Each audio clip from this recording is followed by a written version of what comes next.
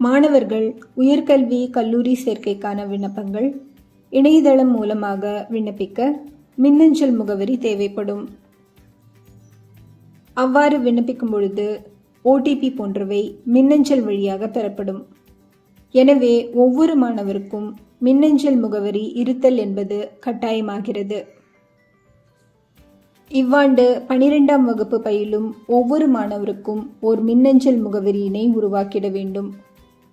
வகுப்பாசிரியர்கள் உதவியுடன் மாணவர்கள் தாங்களாகவே மின்னஞ்சல் முகவரி உருவாக்க வேண்டும்.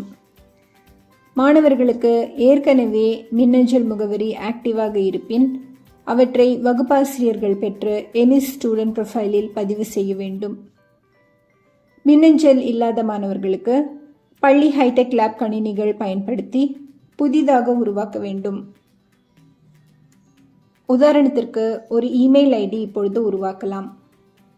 வெப் பிரவுசர் சர்ச்சில் மெயில் என்று டைப் செய்தால் முதலில் ஜிமெயில் பக்கம் தோன்றும். அதை கிளிக் செய்தால் இந்த பேஜ் வரும். அதில் கிரியேட் அன் அக்கவுண்டை கிளிக் செய்ய வேண்டும். கிரியேட் யோர் அக்கவுண்ட் பக்கத்தில் முதலில் பெயர் டைப் செய்து அடுத்து யூசர் நேம் அளிக்க வேண்டும். யூசர் நேம் எழுத்துக்கள், எண்கள் மற்றும் புள்ளியை கொண்டிருக்கலாம். பின் பாஸ்வேர்ட் கொடுக்க வேண்டும். பாஸ்வேர்ட் எழுத்துக்கள், எண்கள் மற்றும் குறியீடுகளை கொண்டிருக்க வேண்டும். 8 அல்லது அதற்கு மேற்பட்ட கேரக்டர்ஸை பாஸ்வேர்ட் கொண்டிருக்க வேண்டும். கன்ஃபர்ம் என்ற களத்தில் மீண்டும் பாஸ்வேர்டை கொடுத்து நெக்ஸ்ட் கிளிக் செய்ய வேண்டும். பின் கைபேசி எண் டைப் செய்து பிறந்த தேதி அளித்து பாலினம் தேர்வு செய்து நெக்ஸ்ட் கிளிக் செய்ய வேண்டும். வெரிஃபையிங் யோர் ஃபோன் நம்பரில் கைபேசி எண்ணில் பெறப்படும் வெரிஃபிகேஷன் கோடை அளித்து வெரிஃபை கிளிக் செய்ய வேண்டும்.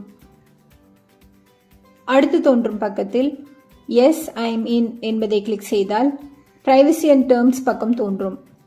அதை முழுவதும் வாசித்த பின் ஐ அக்ரி கிளிக் செய்ய வேண்டும். இப்பொழுது ஜிமெயில் அக்கவுண்ட் உருவாக்கப்பட்டுள்ளது. இடதுபுறத்தில் கம்போஸ், இன்பாக்ஸ் போன்ற மெனுக்கள் இருக்கும்.